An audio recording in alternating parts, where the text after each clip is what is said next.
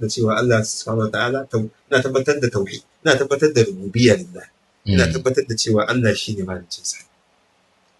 Dama shine imamu, shine manzala, shine shugaban masu tauhidi.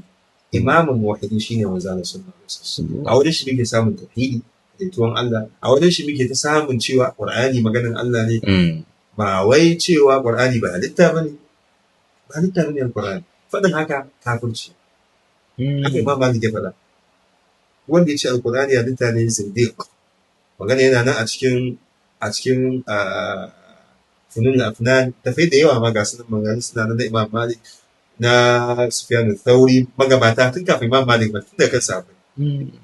Duka suna da maganganu akan duk wanda ya ce Al-Qur'ani halitta. Mu'tazila su suka fara faɗa. Al-Qur'ani ba halitta bane.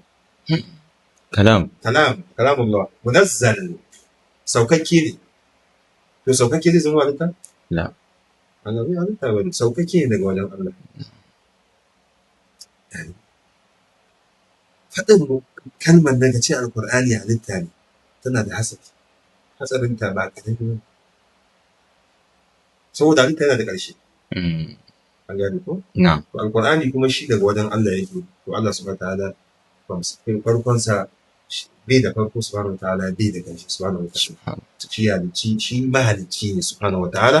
Da haka Al-Qur'ani a taƙaice cewa Al-Qur'ani maganar Allah ne. To tun farko a matsayinka na musulmi ko a matsayinka na mahalicci Al-Qur'ani, ka ƙudurta cewa Al-Qur'ani maganar Allah ne. A lokacin da kake maganar Al-Qur'ani, a nan za ka fara samun daraja mai girma a wajen Allah.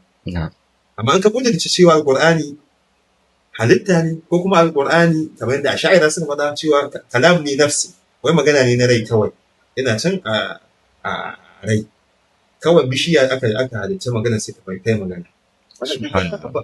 Asa ustura ne wannan, duka kuza'abalat ne wannan, duka babu dalili a kai.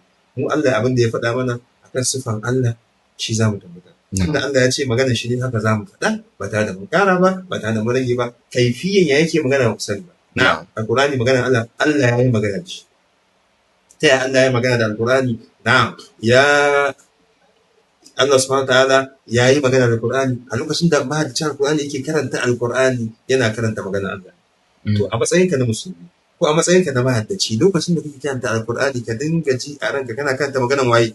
Mahaliccinka ne, yana baka saƙon da ya turo shugaban halitta manzo Allah sallallahu alaihi wasallam zuwa gare ka, cewa gashi saƙo daga wajen Allah subhanahu wataala.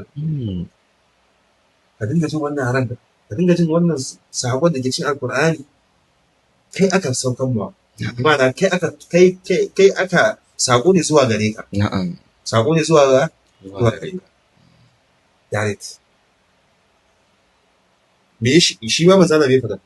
Ubandiga kalamu rabbi. Isar da magana mahalicci na, gashi ya dinga magana zuwa ga mahaliccin sa. Hadisai da yawa ga su da ayoyi. Gaba na farko cewa Al-Qur'an kalamullah. Al-munazzal على خاتم على خاتم على حسب الإعراب خاتم الأنبياء